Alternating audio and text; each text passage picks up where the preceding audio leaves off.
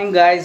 এই যে আজকে আমাদের দীঘাতে শেষ দিন, মোটামুটি 5 দিন ধরে আছি, তো ভাবলাম লাস্ট দিন চলো রুমটা তোমাদের দেখাই। দেখো রুমটা, এই যে অর্পণ কি করছে দেখো, কি করেছে দেখো এখানটা। আর এই যে এখানটায় যা কফি ছিল মোটামুটি এরা শেষ করে দিয়েছে। এরা মানে এইসবের জন্যই আসে, এগুলো পুরো প্রতিদিন সকালে ভরে দিয়ে যাচ্ছে আর সব খেয়ে নিচ্ছে। এই যে আমল দুধগুলো সব খেয়ে নিচ্ছে। এই যে এরা দুজন কাপল, এরা দেখো কি দেখছে, এরা খালি মেনু দেখছে, মানে যেটা সবচাইতে মেহেঙ্গা, ও আচ্ছা সস্তা, যেটা সবচাইতে সস্তা সেটা খুঁজছে। এটা খুঁজে পাবেন আমি জানি, সেই বাইরে গিয়েই খাবে ধাবা থেকে। আচ্ছা ঠিক আছে, চলো রুমের বাইরের ভিউটা তোমাদের দেখিয়ে দিই। দেখো এই যে ব্যালকনিটা খোল, এটা এরকম না, খোল।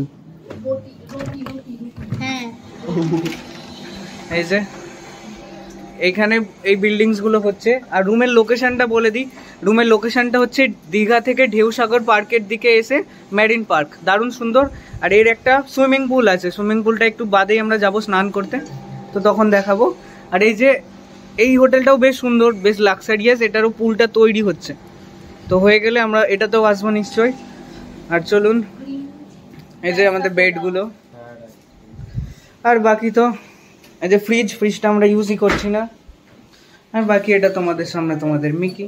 তাই এখন আমরা যাচ্ছি স্নান করতে, তো আমাদের হোটেলে একটা সুইমিং পুল আছে, ওটাতে স্নান করবো, তো চলো ওখানে যাওয়া যাক।